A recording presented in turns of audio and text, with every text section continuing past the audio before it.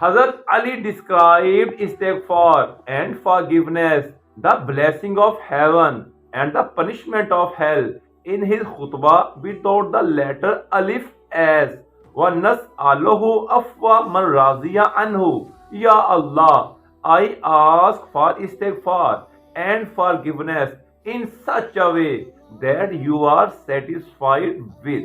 Sakana fi jannatihi bi kurbihi fi kasurin mushayyada, and declare my abode to be the strong place of heaven. Wa taqallaba fi na'imin, and enjoy the blessings of heaven. Wa suqiya min tasneem, and should be watered with the water of Tasneem canal. Wa shuriba min ainin salsabili mahtumata bi miski abir, and should be watered with the sealed musk and amber from the salsabil spring. Hazihi manzilato man khashiya rabbahu. This position and dignity belong to the person who will frighten from Allah Almighty, wa hazzara nafsahu, and will be afraid of his sins. Zalika qawlun fasrun wa hukmu adlun khairu qasasin qassa wa wa'azin bih.